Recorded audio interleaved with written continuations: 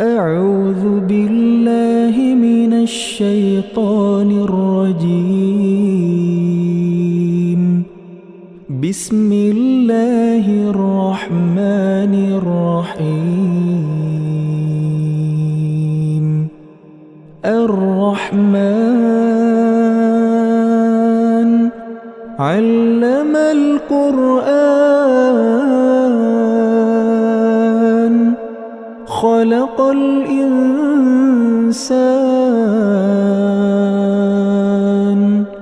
علمه البيان. الشمس والقمر بحسبان والنجم والشجر يسجدان والسماء رفعها ووضع الميزان ألا تطغوا في الميزان وأقيموا الوزن بالقسط ولا تخسروا الميزان والأرض وضعها للأنام فيها فاكهة والنخل ذات الأكمام والحب ذو العصف والريحان فبأي آلاء ربكما تكذبان. خلق الإنسان من صلصال كالفخار وخلق الجان من مارج من نار فبأي آلاء ربكما تكذبان. رب المشرقين ورب المغربين فبأي آلاء ربكما تكذبان. مرج البحرين يلتقيان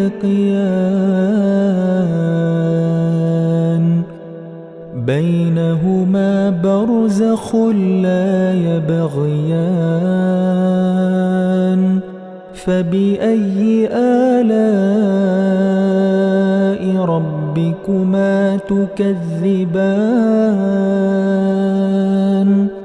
يخرج منهما اللؤلؤ والمرجان فبأي آلاء ربكما تكذبان. وله الجوار المنشآت في البحر كالأعلام فبأي آلاء ربكما تكذبان.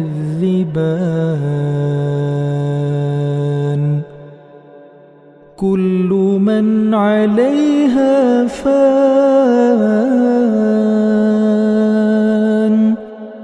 كل من عليها فان ويبقى وجه ربك ذو الجلال والإكرام فبأي آلاء ربكما تكذبان. يسأله من في السماوات والأرض كل يوم هو في شأن فبأي آلاء ربكما تكذبان سنفرغ لكم أيها الثقلان فبأي آلاء ربكما تكذبان يا معشر الجن والإنس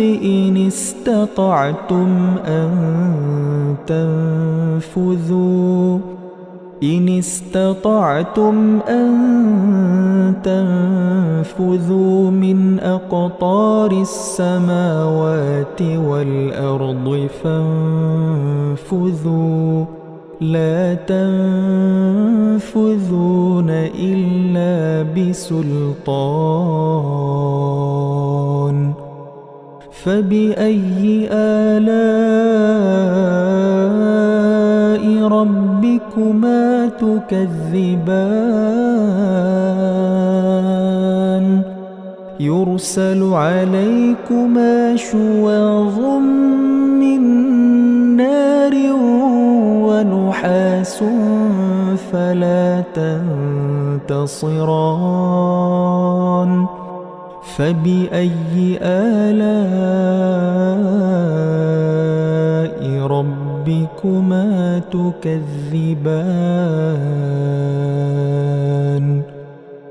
فإذا انشقت السماء فكانت وردة كالدهان فبأي آلاء ربكما تكذبان فيومئذ لا يسأل عن ذنبه إنس ولا جان فبأي آلاء ربكما تكذبان يعرف المجرمون بسيماهم فيؤخذ بالنواصي والأقدام فبأي آلاء ربكما تكذبان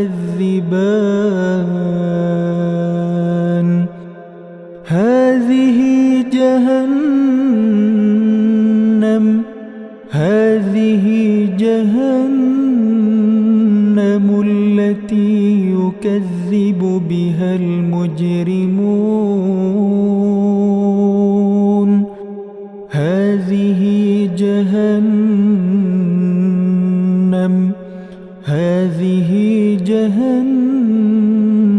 التي يكذب بها المجرمون يطوفون بينها وبين حميم آن فبأي آلاء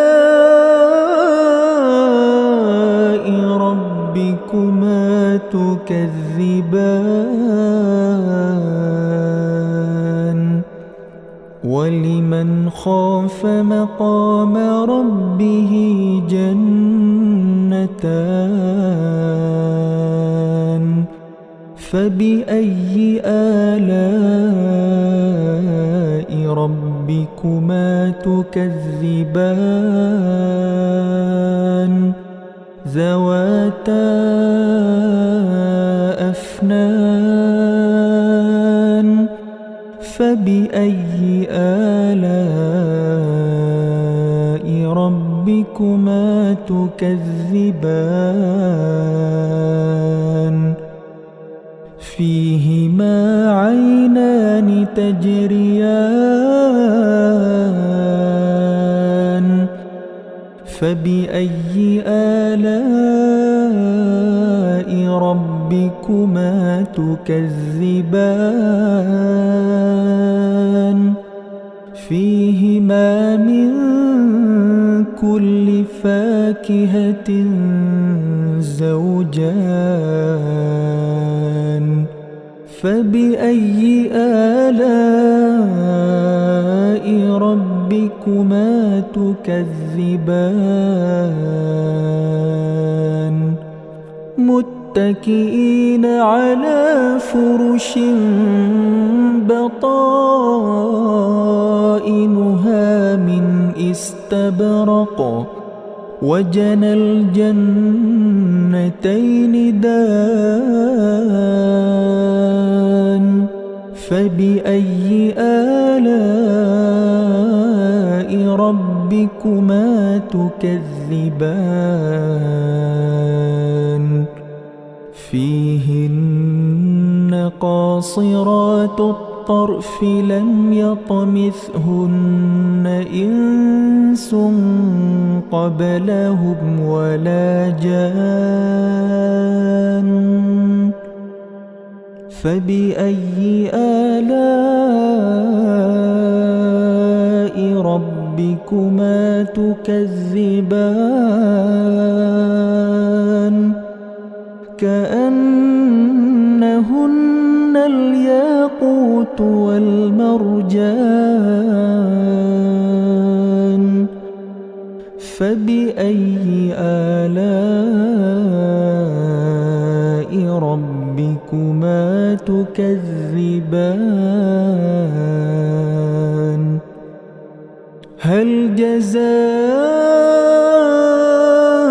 الإحسان إلا الإحسان هل جزاء الإحسان إلا الإحسان فبأي آلاء ربكما تكذبان ومن دونهما جنتان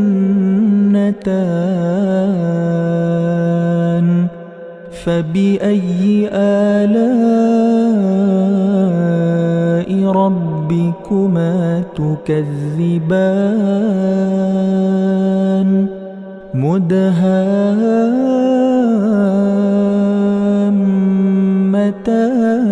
مدهامتان فبأي آلاء ربكما تكذبان فيهما عينان نضاختان فبأي آلاء ربكما تكذبان فيهما فاكهة ونخل ورمان فبأي آلاء ربكما تكذبان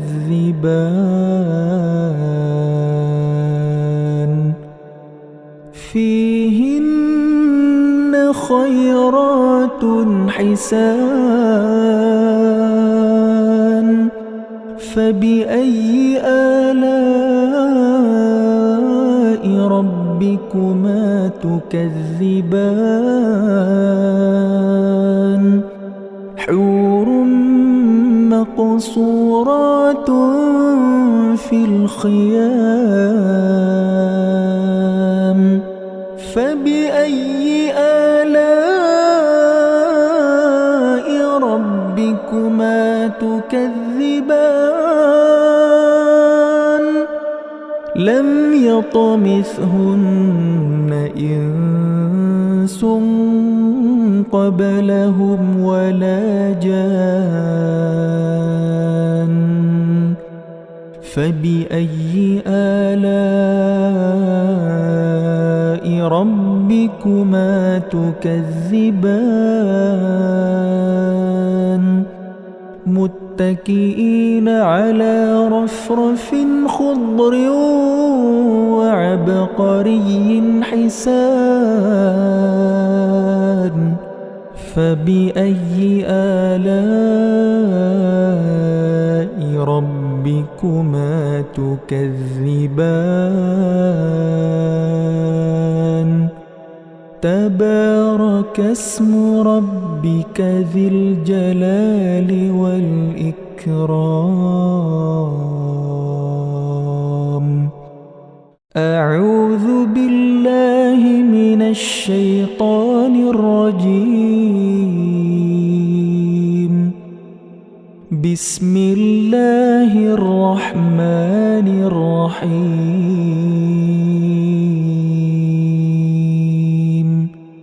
إذا وقعت الواقعة ليس لوقعتها كاذبة خافضة رافعة إذا رجت الأرض رجا وبست الجبال بسا فكانت هباء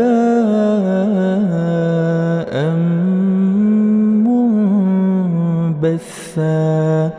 وكنتم أزواجا ثلاثة فأصحاب الميمنة ما أصحاب الميمنة وأصحاب المشأمة ما أصحاب المشأمة والسابقون السابقون أولئك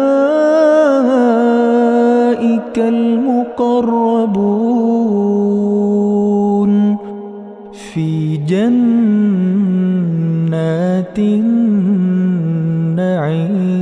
النعيم ثلة من الأولين وقليل من الآخرين على سرر موضونة متكئين عليها متقابلين يطوف عليهم ولدان مخلدون بأكواب وأباريق وكأس من معين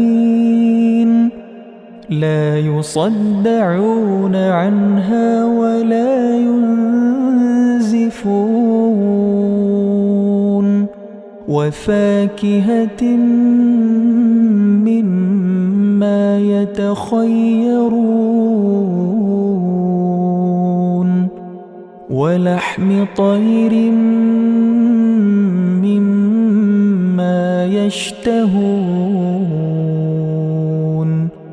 وحور عين كأمثال اللؤلؤ المكنون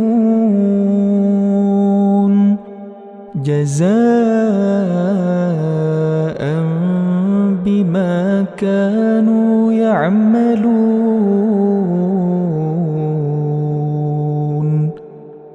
لا يسمعون فيها لغوا ولا تأثيما إلا قيلا سلاما سلاما وأصحاب اليمين ما أصحاب اليمين في سدر مخضود وطلح منضود وظل ممدود وماء مسكوب وفاكهة كثيرة لا مقطوعة ولا ممنوعة وفرش مرفوعة إنا أنشأناهن إنشاء فجعلناهن أبكارا عربا أترابا لأصحاب اليمين ثلة من الأولين وثلة من الآخرين وأصحاب الشمال ما أصحاب الشمال في سموم وحميم وظل من يحموم لا بارد ولا كريم إنهم كانوا قبل ذلك مترفين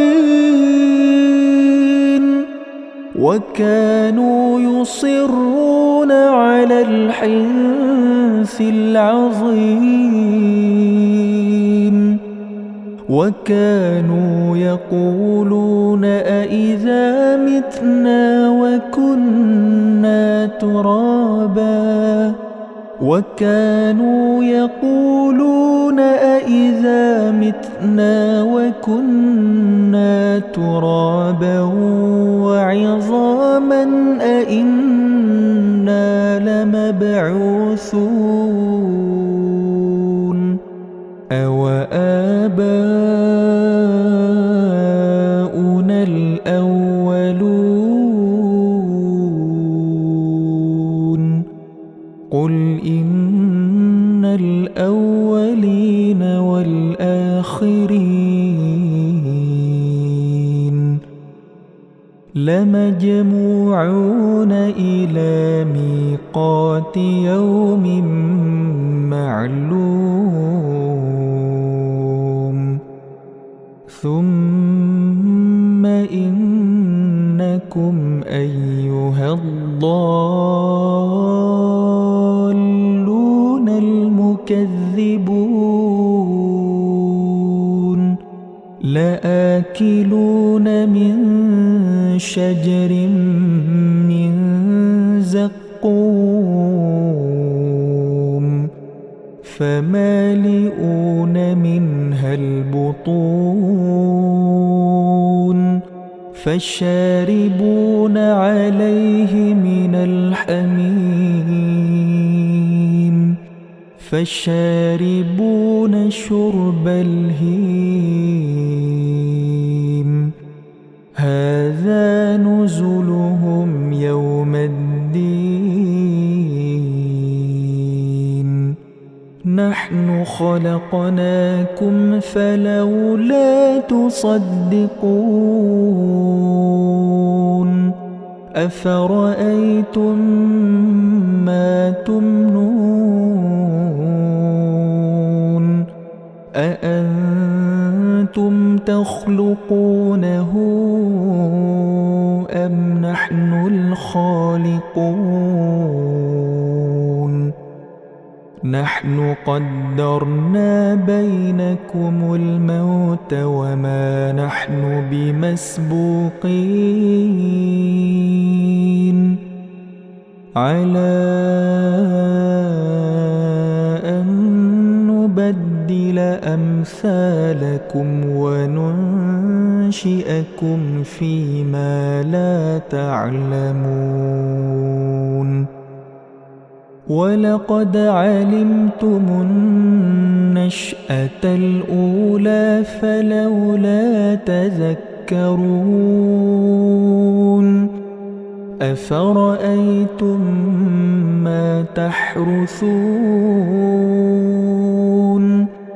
أأنتم تزرعونه أم نحن الزارعون لو نشاء لجعلناه حطاما فظلتم تفكهون إنا لمغرمون بل نحن محرومون أفرأيتم الماء الذي تشربون أأنتم أنزلتموه من المزن أم نحن المنزلون لو نشاء جعلناه أجاجا فلولا تشكرون أفرأيتم النار التي تورون أأنتم أنشأتم شجرتها أم نحن المنشئون نحن جعلناها تذكرة ومتاعا للمقوين فسبح باسم ربك العظيم فلا أقسم بمواقع النجوم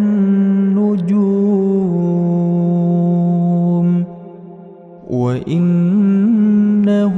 لقسم لو تعلمون عظيم إنه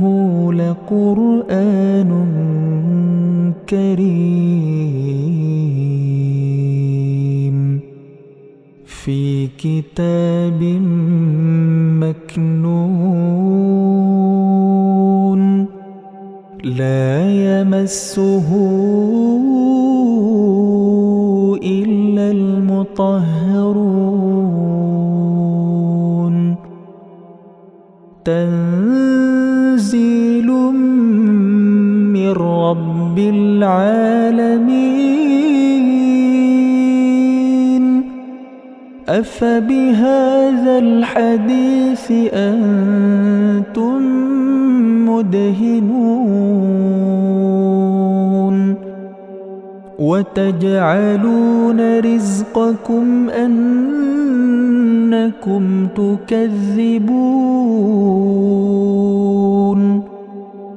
فلولا إذا بلغت الحلقوم وأنتم حينئذ تنظرون ونحن أقرب إليه منكم ولكن لا تبصرون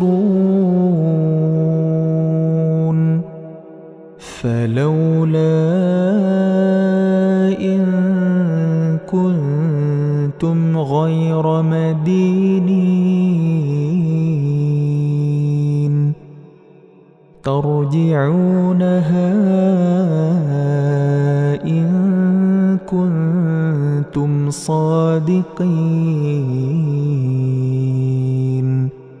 فأما إن كان كان من المقربين فروح وريحان وجنة نعيم وأما إن كان من أصحاب اليمين فسلام لك من أصحاب اليمين وأما إن كان من المكذبين الضالين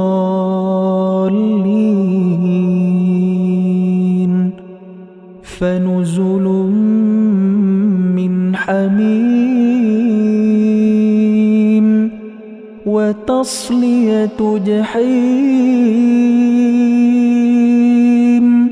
إن هذا لهو حق اليقين فسبح باسم ربك العظيم.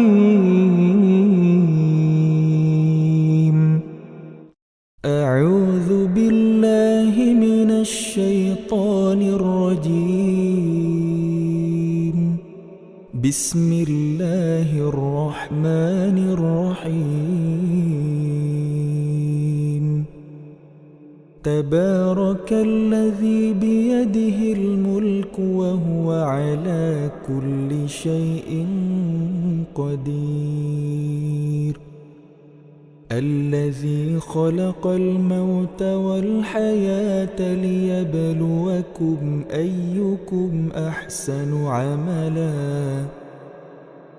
وهو العزيز الغفور. الذي خلق 7 سماوات طباقا ما ترى في خلق الرحمن من تفاوت فارجع البصر هل ترى من فطور ثم ارجع البصر كرتين ينقلب إليك البصر خاسئا وهو حسير. ولقد زينا السماء الدنيا بمصابيح وجعلناها رجوما للشياطين وأعتدنا لهم عذاب السعير. وللذين كفروا بربهم عذاب جهنم وبئس المصير. إذا ألقوا فيها سمعوا لها شهيقا وهي تفور تكاد تميز من الغيظ كلما ألقي فيها فوج سألهم خزنتها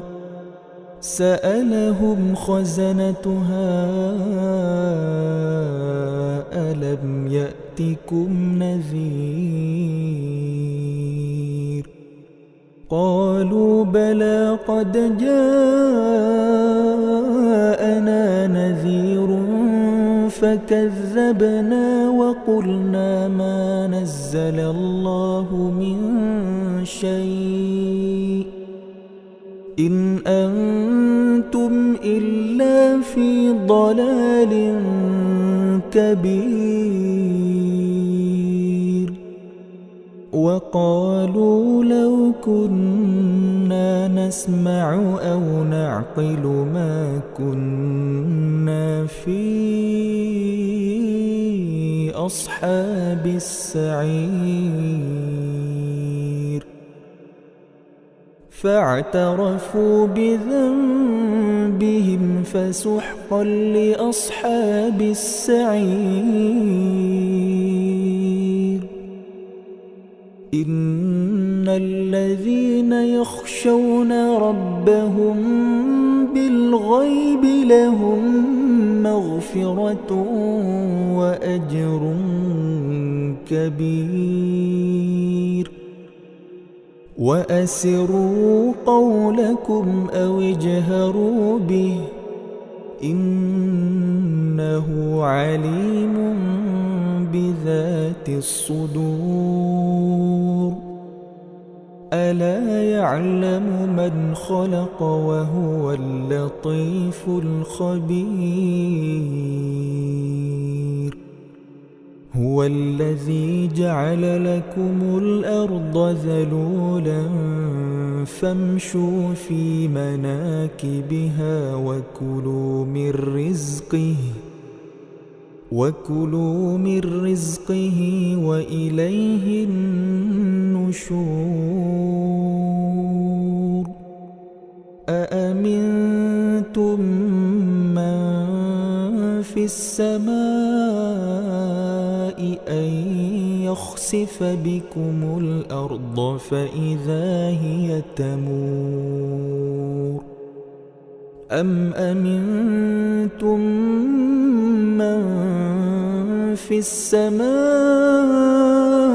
أن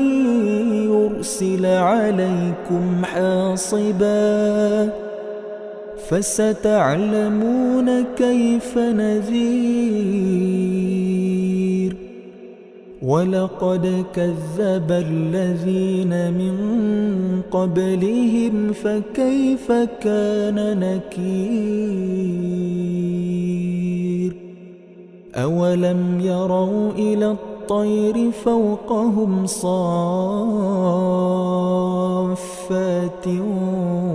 ويقبضن ما يمسكهن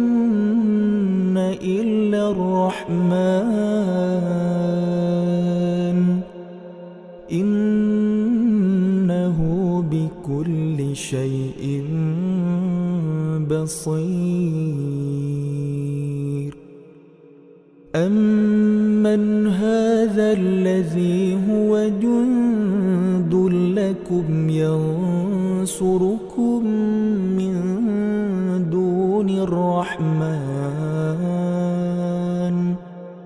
إن الكافرون إلا في غرور أمن هذا الذي يرزقكم إن أمسك رزقه بل لجوا في عتو ونفور أفمن يمشي مكبا على وجهه أهدى أمن يمشي سويا على صراط مستقيم قل هو الذي أنشأكم وجعل لكم السمع والأبصار والأفئدة قليلا ما تشكرون قل هو الذي ذرأكم في الأرض وإليه تحشرون ويقولون متى هذا الوعد إن كنتم صادقين قل إنما العلم عند الله وإنما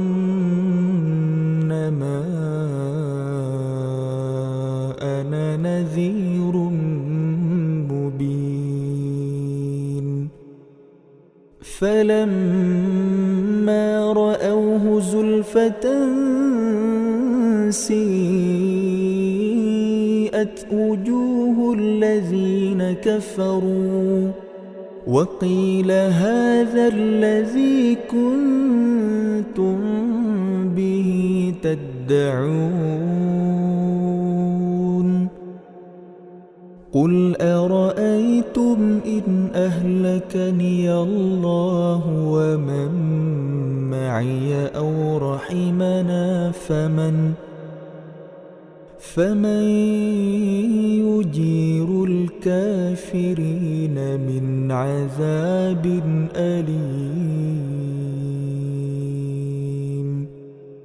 قل هو الرحمن آمنا به وعليه توكلنا فستعلمون من هو في ضلال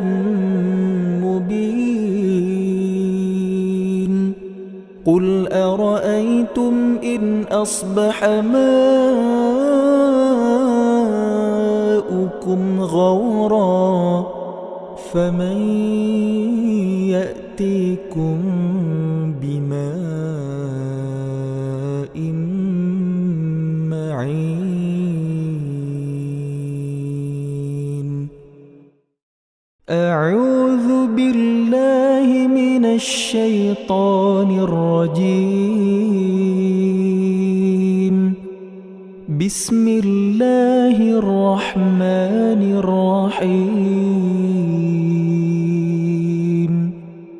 ياسين والقرآن الحكيم إنك لمن المرسلين على صراط مستقيم تنزيل العزيز الرحيم لتنذر قوما ما أنذر آباؤهم فهم غافلون لقد حق القول على أكثرهم فهم لا يؤمنون إنا جعلنا في أعناقهم أغلالا فهي إلى الأذقان فهم مقمحون وجعلنا من بين أيديهم سدا ومن خلفهم سدا فأغشيناهم فهم لا يبصرون وسواء عليهم أأنذرتهم أم لم تنذرهم لا يؤمنون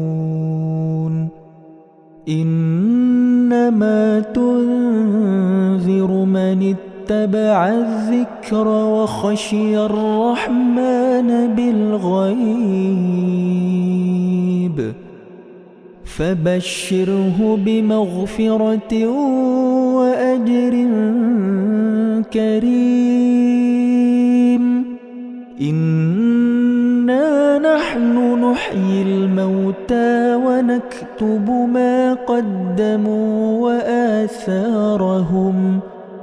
وكل شيء أحصيناه في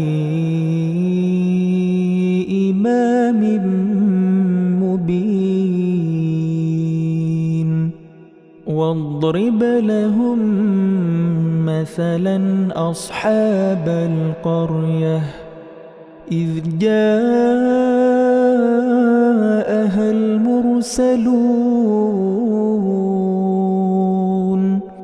إذ أرسلنا إليهم 2 فكذبوهما فعززنا بثالث فقالوا إنا إليكم مرسلون قالوا ما أنتم إلا بشر مثلنا وما أنزل الرحمن من شيء إن أنتم إلا تكذبون قالوا ربنا يعلم إنا إليكم لمرسلون وما علينا إلا البلاغ المبين قالوا إنا تطيرنا بكم لئن لم تنتهوا لنرجمنكم وليمسنكم منا عذاب أليم قالوا طائركم معكم أئن ذكرتم بل أنتم قوم مسرفون وجاء من أقصى المدينة رجل يسعى قال يا قوم اتبعوا المرسلين اتبعوا من لا يسألكم أجرا وهم مهتدون وما لي لا أعبد الذي فطرني وإليه ترجعون أأتخذ من دونه آلهة إن يردني الرحمن بضر لا تغني عني شفاعتهم شيئا ولا ينقذون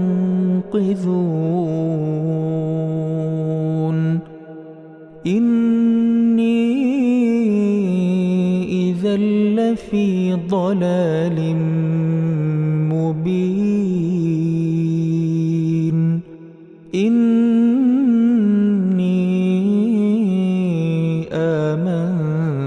بربكم فاسمعون قيل ادخل الجنة قال يا ليت قومي يعلمون بما غفر لي ربي وجعلني من المكرمين وما أنزلنا على قومه من بعده من جند من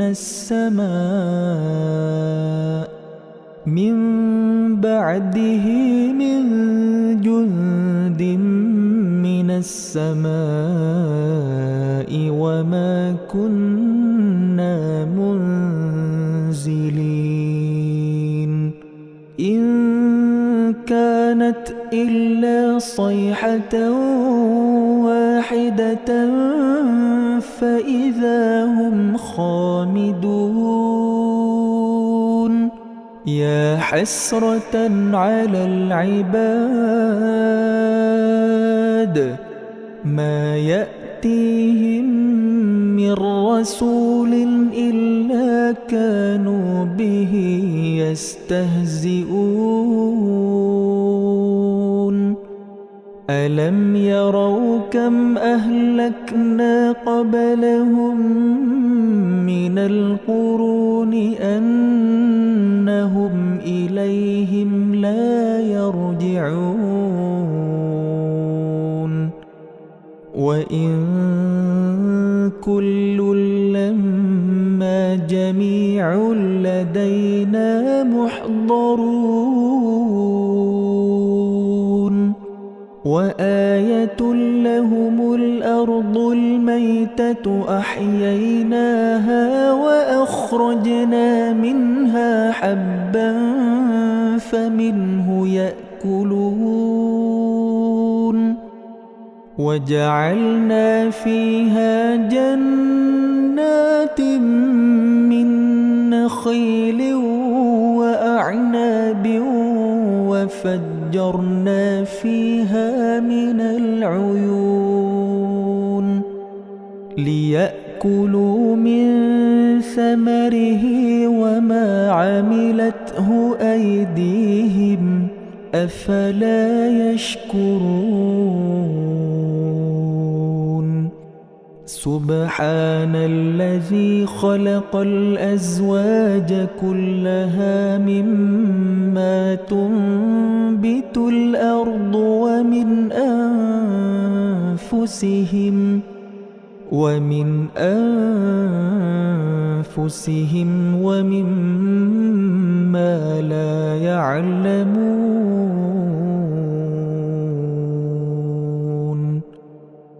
وآية لهم الليل نسلخ منه النهار فإذا هم مظلمون والشمس تجري لمستقر لها ذلك تقدير العزيز العليم والقمر قدرناه منازل حتى عاد كالعرجون القديم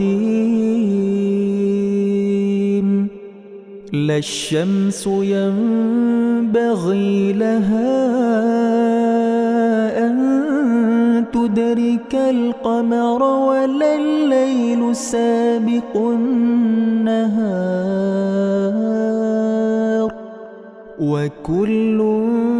في فلك يسبحون وآية لهم أنا حملنا ذريتهم في الفلك المشحون وخلقنا لهم من مثله ما يركبون وإن نشأ نغرقهم فلا صريخ لهم ولا هم ينقذون إلا رحمة منا ومتاعا إلى حين وإذا قيل لهم اتقوا ما بين أيديكم وما خلفكم لعلكم ترحمون وما تأتيهم من آية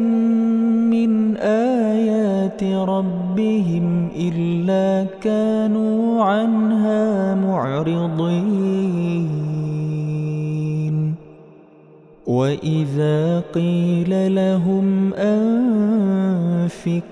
مما رزقكم الله وقال الذين كفروا للذين آمنوا أنطعم من لو يشاء الله أطعمه إن أنتم إلا في ضلال مبين ويقولون متى هذا الوعد إن كنتم صادقين ما ينظرون إلا صيحة واحدة تأخذهم وهم يخصمون فلا يستطيعون توصية ولا إلى أهلهم يرجعون ونفخ في الصور فإذا هم من الأجداث إلى ربهم ينسلون قالوا يا ويلنا من بعثنا من مرقدنا هذا ما وعد الرحمن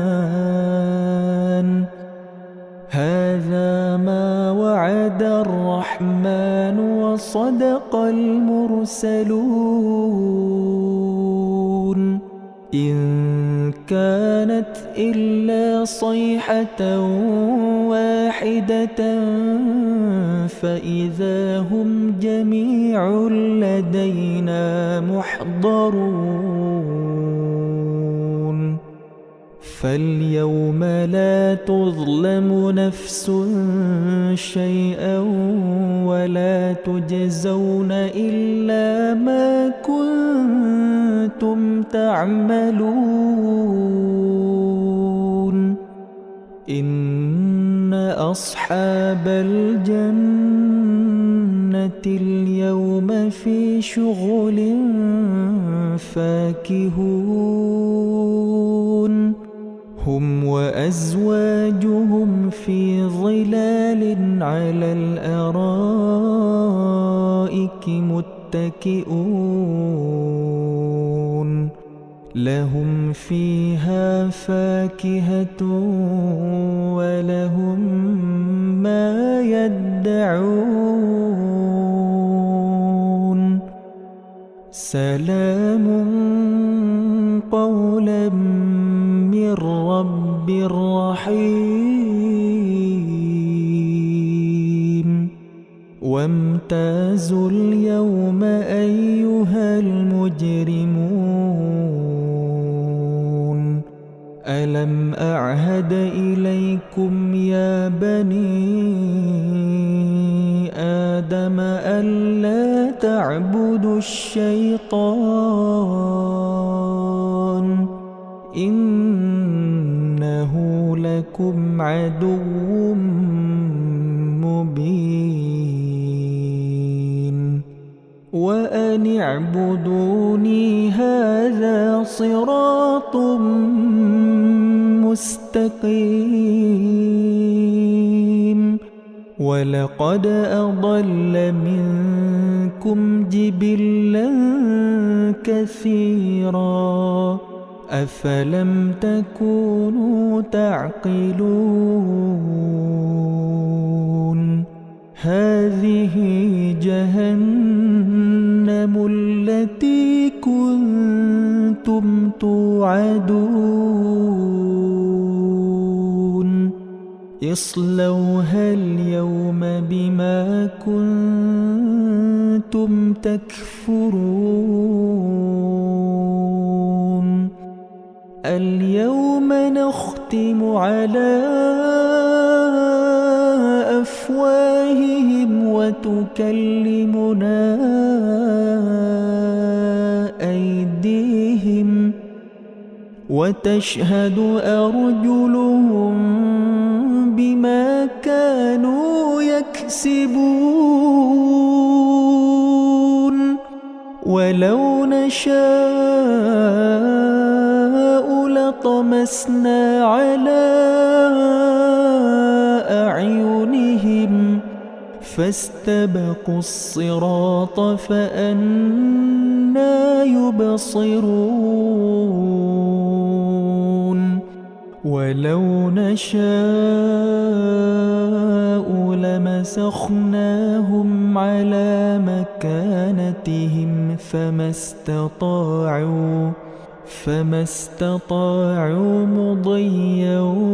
ولا يرجعون ومن نعمره ننكسه في الخلق أفلا يعقلون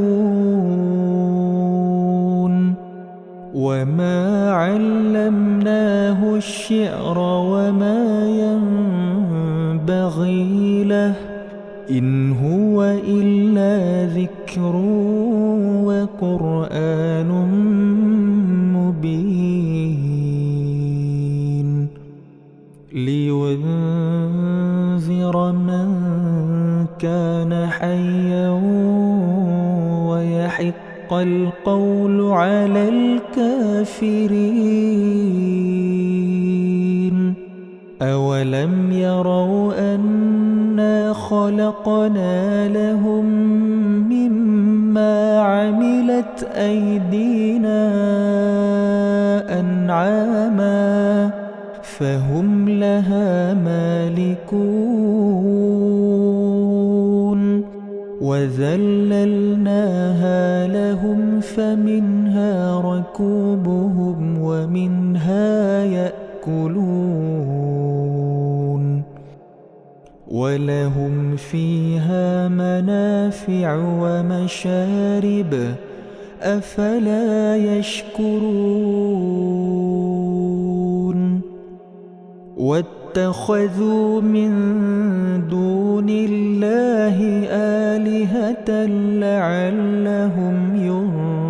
ينصرون لا يستطيعون نصرهم وهم لهم جند محضرون فلا يحزنك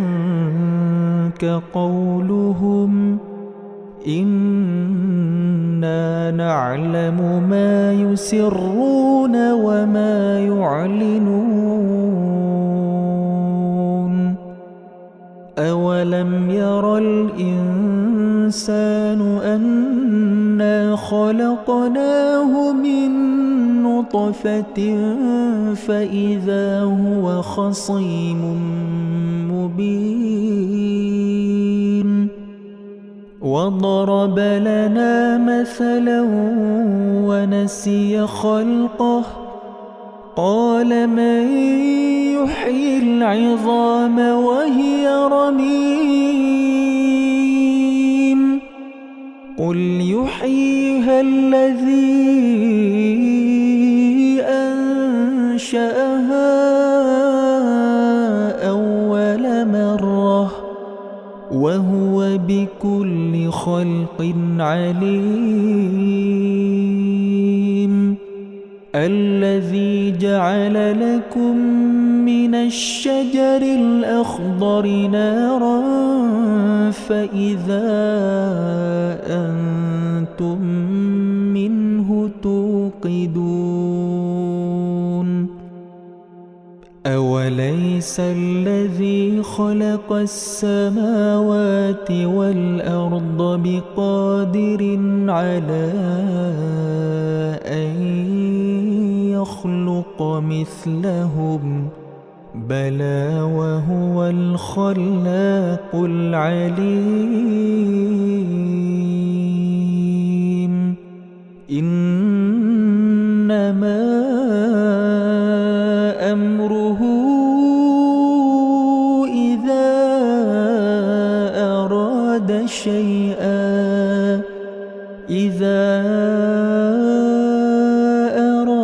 شيئا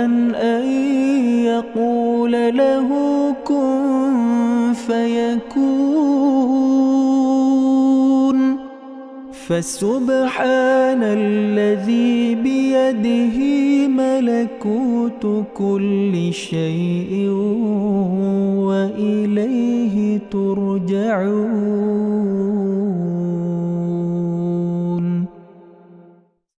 أعوذ بالله من الشيطان الرجيم.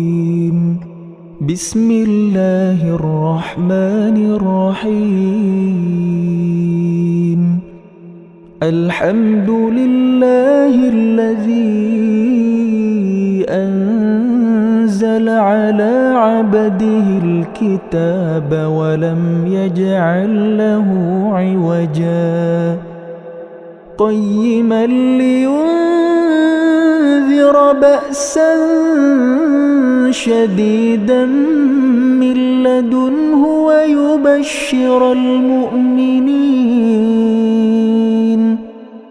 ويبشر المؤمنين الذين يعملون الصالحات أن لهم أجرا حسنا ماكثين فيه أبدا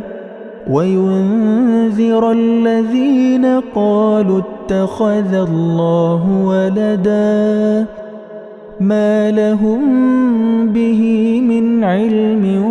ولا لآبائهم كبرت كلمة تخرج من أفواههم إن يقولون إلا كذبا فلعلك باخع نفسك على آثارهم إن لم يؤمنوا بهذا الحديث أسفا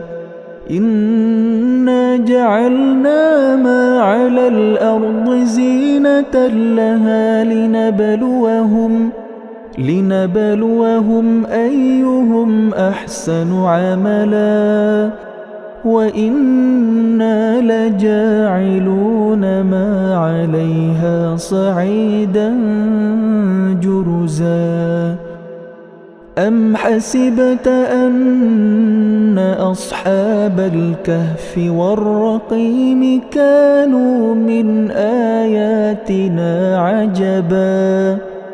إذ أوى الفتية إلى الكهف فقالوا ربنا آتنا من لدنك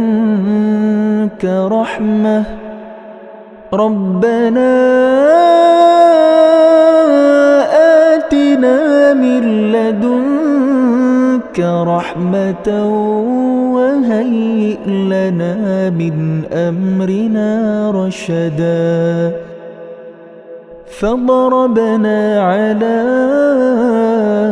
آذانهم في الكهف سنين عددا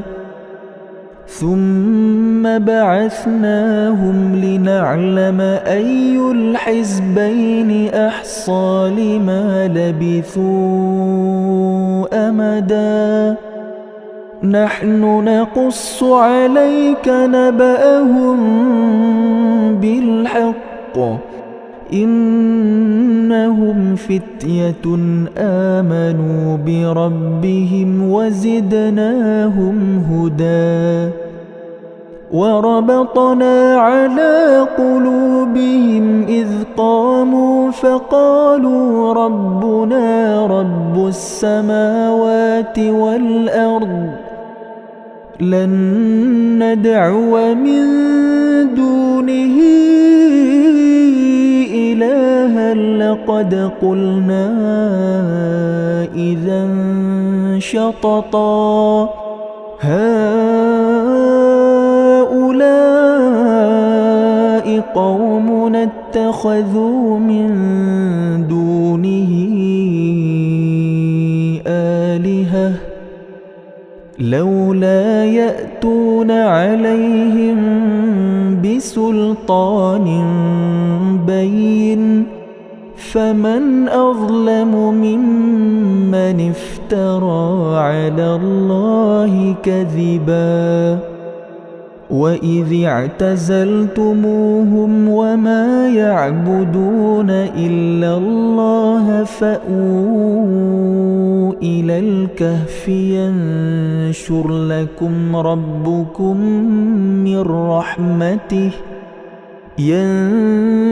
لكم ربكم من رحمته ويهيئ لكم من أمركم مرفقا وترى الشمس إذا طلعت تزاور عن كهفهم ذات اليمين وإذا غربت تقرضهم ذات الشمال وهم في فجوة منه ذلك من آيات الله من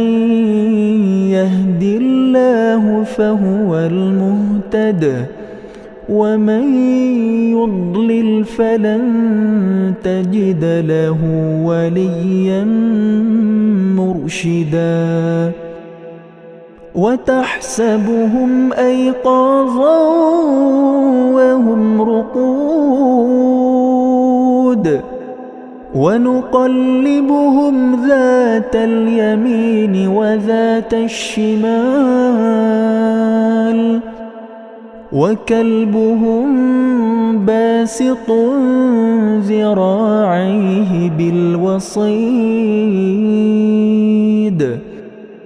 لو اطلعت عليهم لوليت منهم فرارا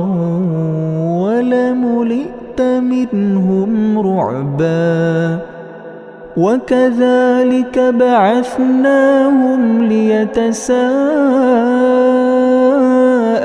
بينهم قال قائل منهم كم لبثتم قالوا لبثنا يوما أو بعض يوم قالوا ربكم أعلم بما لبثتم فابعثوا أحدكم بورقكم هذه إلى المدينة فلينظر أيها أزكى طعاما فليأتكم برزق منه وليتلطف ولا يشعرن بكم أحدا إنهم إن يظهروا عليكم يرجموكم أو يعيدوكم في ملتهم ولن تفلحوا إذا أبدا وكذلك أعثرنا عليهم ليعلموا أن وعد الله حق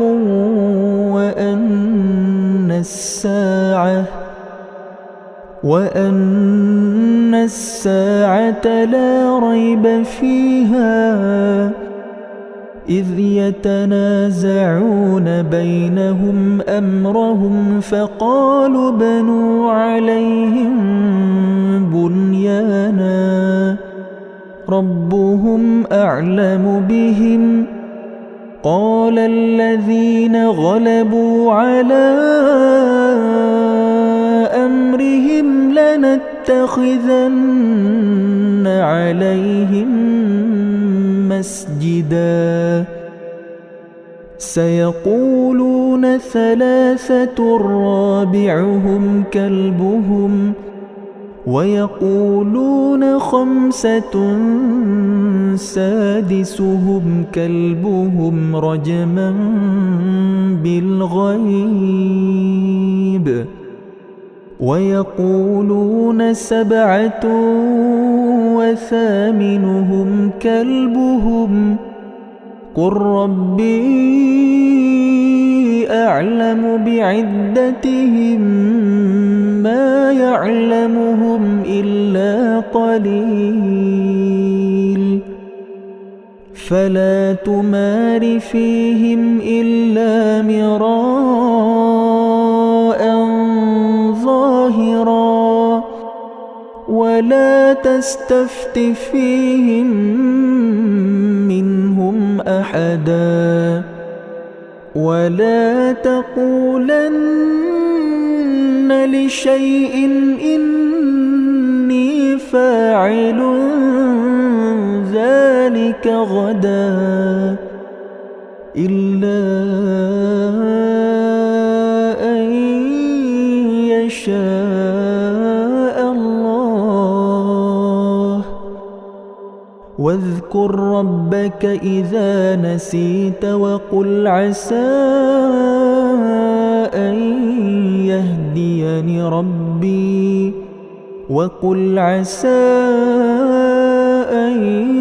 يهديني ربي لأقرب من هذا رشدا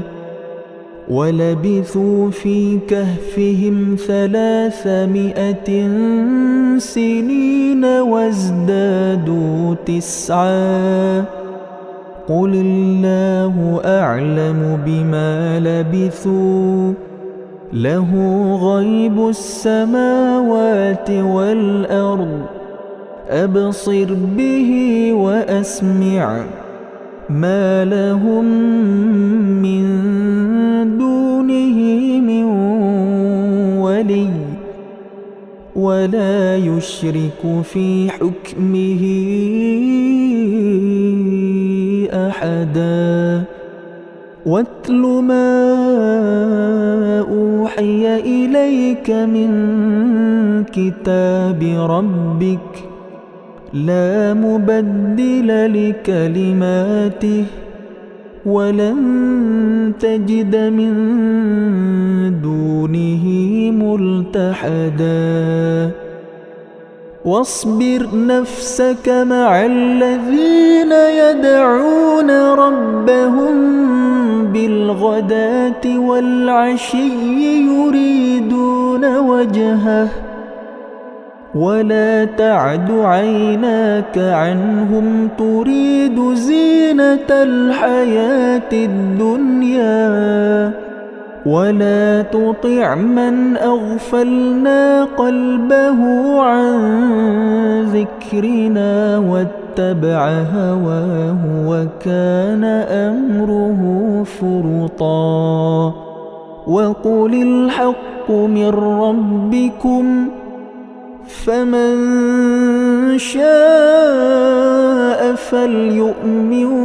ومن شاء فليكفر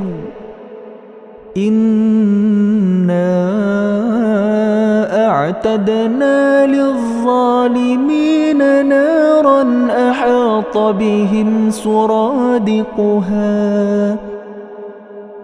وإن يستغيثوا يغاثوا بماء كالمهل يشوي الوجوه بئس الشراب وساءت مرتفقا إن الذين آمنوا وعملوا الصالحات إنا لا نضيع أجر من أحسن عملا أولئك لهم جنات عدن تجري من تحتهم الأنهار يحلون فيها من أساور من ذهب ويلبسون ثيابا خضرا ويلبسون ثيابا خضرا من سندس وإستبرق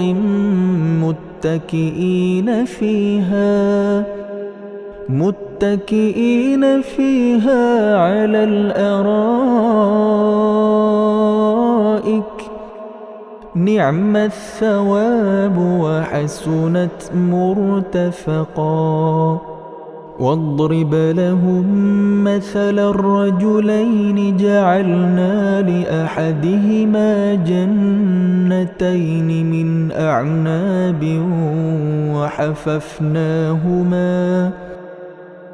وحففناهما بنخل وجعلنا بينهما زرعا كلتا الجنتين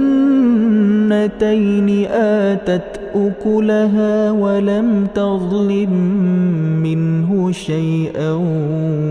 وفجرنا خلالهما نهرا وكان له ثمر فقال لصاحبه وهو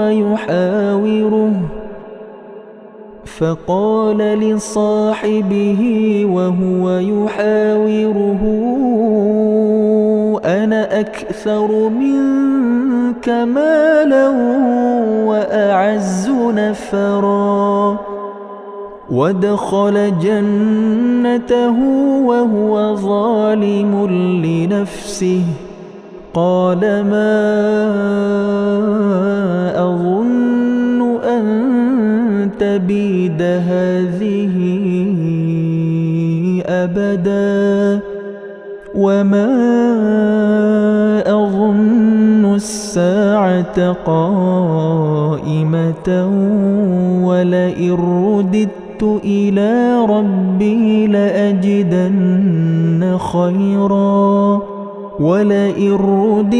إلى ربي لأجدن خيرا منها منقلبا قال له صاحبه وهو يحاوره أكفرت بالذي خلقك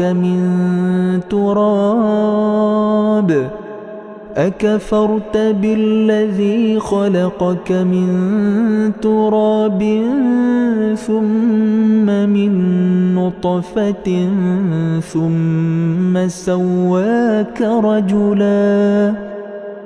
لكن هو الله ربي ولا أشرك بربي أحدا ولولا إذ دخلت جنتك قلت ما شاء الله لا قوة إلا بالله إن ترني أنا أقل منك مالا وولدا فعسى ربي أن يؤتيني خيرا من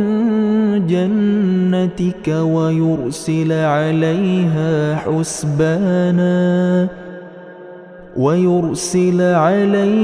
حسبانا من السماء فتصبح صعيدا زلقا أو يصبح ماؤها غورا فلن تستطيع له طلبا وأحيط بثمره فأصبح يقلب كفيه على ما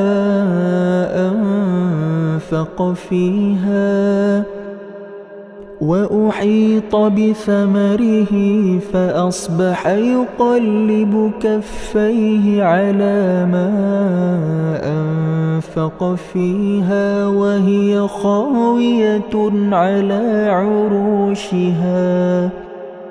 ويقول يا ليتني لم أشرك بربي أحدا ولم تكن له فئة ينصرونه من دون الله وما كان منتصرا هنالك الولاية لله الحق هو خير ثوابا وخير عقبا واضرب لهم مثل الحياة الدنيا كماء أنزلناه من السماء فاختلط به نبات الأرض فأصبح هشيما تذروه الرياح وكان الله على كل شيء مقتدرا المال والبنون زينة الحياة الدنيا والباقيات الصالحات خير عند ربك ثوابا وخير أملا ويوم نسير الجبال وترى الأرض بارزة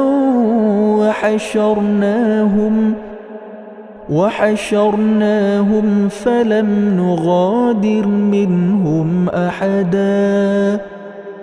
وعرضوا على ربك صفا لقد جئتمونا كما خلقناكم أول مرة بل زعمتم أن لن نجعل لكم موعدا ووضع الكتاب فترى المجرمين مشفقين مما فيه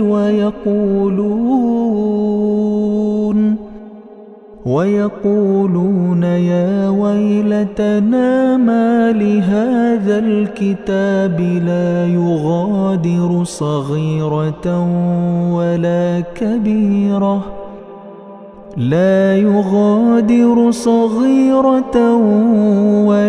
كبيرة إلا أحصاها ووجدوا ما عملوا حاضرا ولا يظلم ربك أحدا وإذ قلنا للملائكة اسجدوا لآدم فسجدوا إلا إبليس كان من الجن ففسق عن أمر ربه أفتتخذونه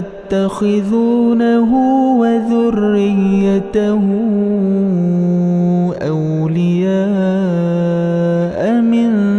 دوني وهم لكم عدو بئس للظالمين بدلا ما أشهدتهم خلق السماوات والأرض ولا خلق أنفسهم وما كنت متخذ المضلين عضدا ويوم يقول نادوا شركائي الذين زعمتم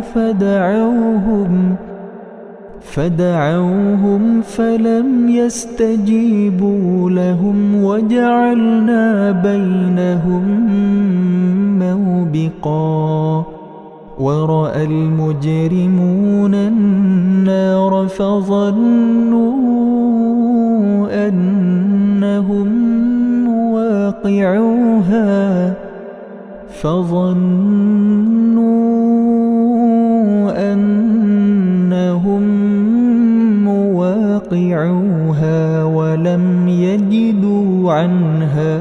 مصرفا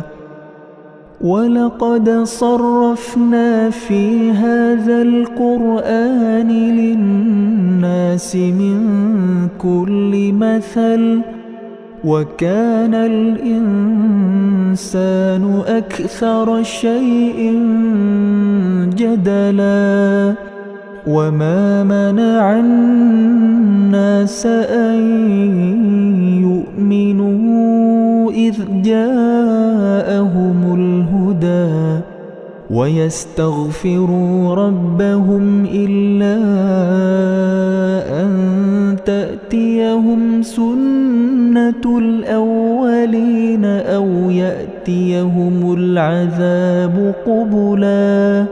وما نرسل المرسلين إلا مبشرين ومنذرين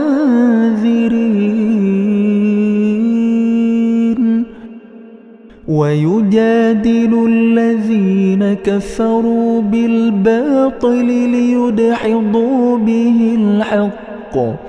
واتخذوا آياتي وما أنذروا هزوا ومن أظلم ممن ذكر بآيات ربه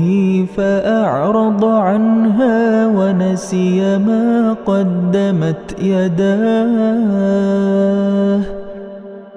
إنا جعلنا على قلوبهم أكنة أن يفقهوه وفي آذانهم وقرا وإن تدعهم إلى الهدى فلن يهتدوا إذا أبدا وربك الغفور ذو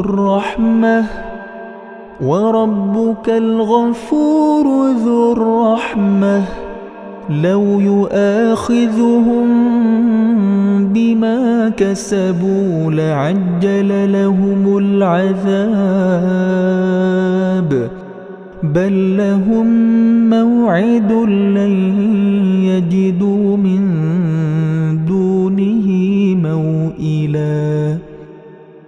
وتلك القرى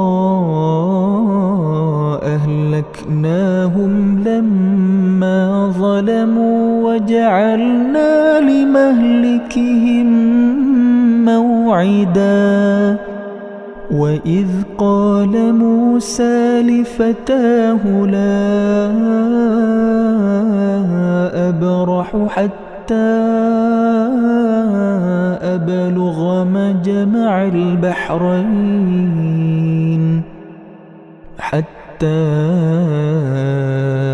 أبلغ مجمع البحرين أو أمضي حقبا فلما بلغا مجمع بينهما نسيا حوتهما فاتخذ سبيله في البحر سربا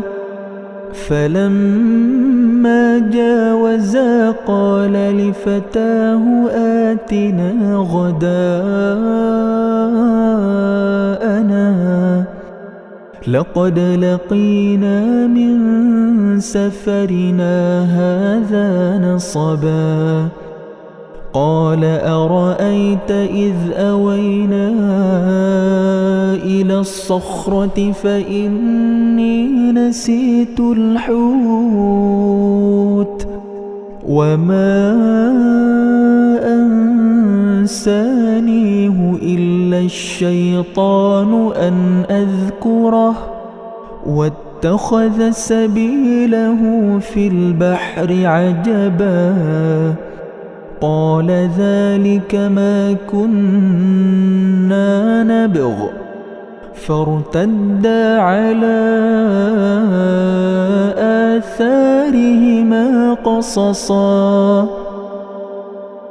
فوجدا عبدا من عبادنا آتيناه رحمة من عندنا وعلمناه من لدنا علما. قال له موسى هل أتبعك على أن تعلمني مما علمت رشدا؟ قال إنك لن تستطيع معي صبرا وكيف تصبر على ما لم تحط به خبرا؟ قال ستجدني إن شاء الله صابرا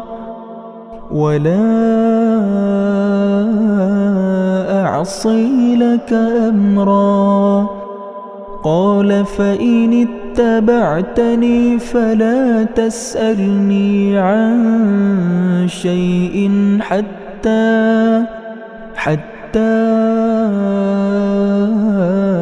أحدث لك منه ذكرا. فانطلقا حتى إذا ركبا في السفينة خرقها قال أخرقتها لتغرق أهلها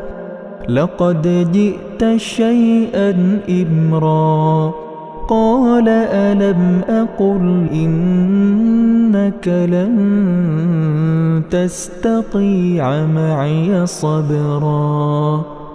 قال لا تؤاخذني بما نسيت ولا ترهقني من أمري عسرا. فانطلقا حتى إذا لقيا غلاما فقتله قال أقتلت نفسا زكية بغير نفس لقد جئت شيئا نكرا. قال ألم أقل لك إنك لن تستطيع معي صبرا؟ قال إن سألتك عن شيء بعدها فلا تصاحبني قد بلغت من لدني عذرا. فانطلقا حتى إذا أتيا أهل قرية استطعما أهلها فأبوا أن يضيفوهما فوجدا فيها جدارا يريد أن ينقض فأقامه. قال لو شئت لاتخذت عليه أجرا. قال هذا فراق بيني وبينك سأنبئك بتأويل ما لم تستطع عليه صبرا. أما السفينة فكانت لمساكين يعملون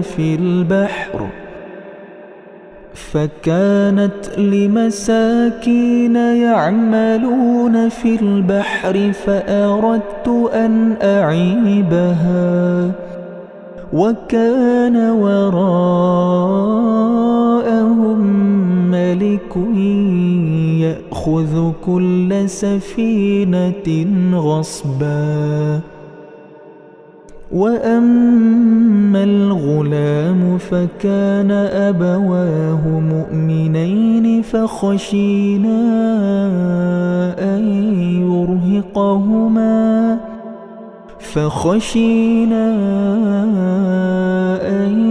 يرهقهما طغيانا وكفرا فأردنا أن يبدلهما ربهما خيرا منه زكاة وأقرب رحما. وأما الجدار فكان لغلامين يتيمين في المدينة وكان تحته كنز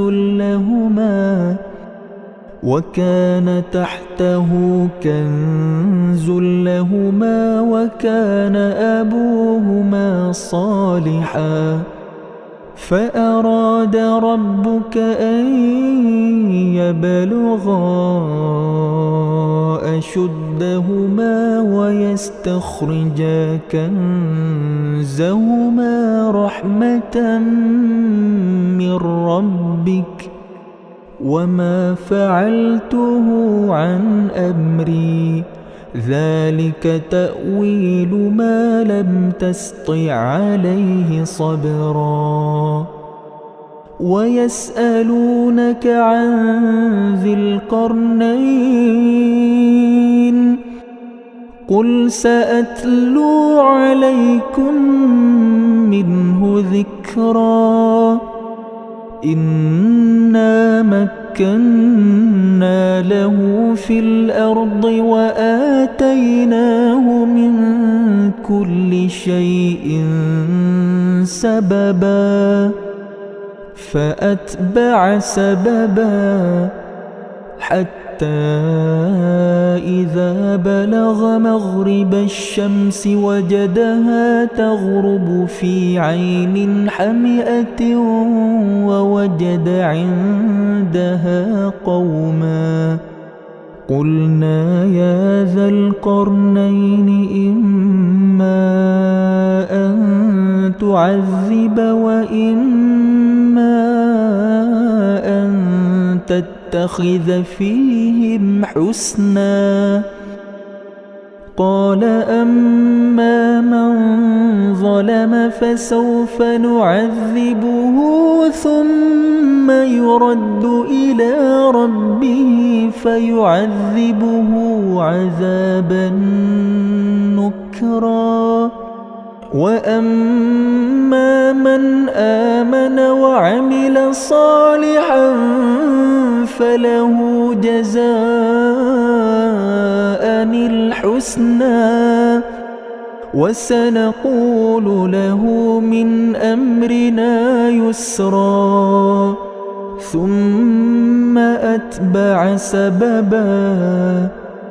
حتى إذا بلغ مطلع الشمس وجدها تطلع على قوم لم نجعل لهم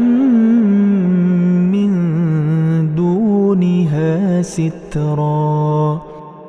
كذلك وقد أحطنا بما لديه خبرا. ثم أتبع سببا حتى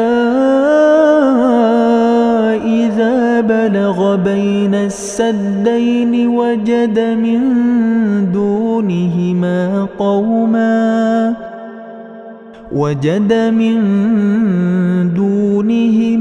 قوما لا يكادون يفقهون قولا. قالوا يا ذا القرنين إن يأجوج ومأجوج مفسدون في الأرض فهل نجعل لك خرجا على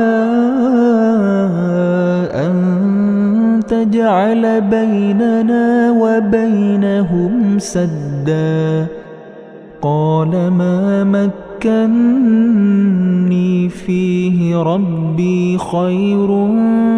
فأعينوني بقوة أجعل بينكم وبينهم ردما آتوني زبر الحديد حتى إذا ساوى بين الصدفين قال انفخوا حتى إذا جعله نارا قال آتوني أفرغ عليه قطرا فما استطاعوا أن يظهروه وما استطاعوا له نقبا قال هذا رحمة من ربي فإذا جاء وعد ربي جعله دكاء وكان وعد ربي حقا وتركنا بعضهم يومئذ يموج في بعض ونفخ في الصور فجمعناهم جمعا وعرضنا جهنم يومئذ للكافرين عرضا الذين كانت أعينهم في غطاء عن ذكري وكانوا لا يستطيعون سمعا أفحسب الذين كفروا أن يتخذوا عبادي من دوني أولياء إنا أعتدنا جهنم للكافرين نزلا قل هل ننبئكم بالأخسرين أعمالا الذين ضل سعيهم في الحياة الدنيا وهم يحسبون أنهم يحسنون صنعا أولئك الذين كفروا بآيات ربهم ولقائه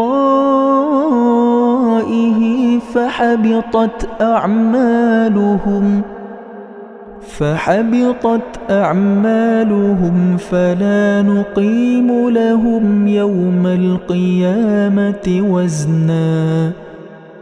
ذلك جزاؤهم جهنم بما كفروا واتخذوا آياتي ورسلي هزوا إن الذين آمنوا وعملوا الصالحات كانت لهم جنات الفردوس نزلا خالدين فيها لا يبغون عنها حولا قل لو كان البحر مدادا لكلمات ربي لنفد البحر قبل أن تنفد كلمات ربي ولو جئنا بمثله مددا قل إنما أنا بشر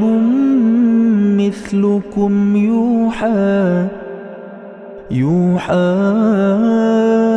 إلي أنما إلهكم إله واحد فمن كان يرجو لقاء ربه فليعمل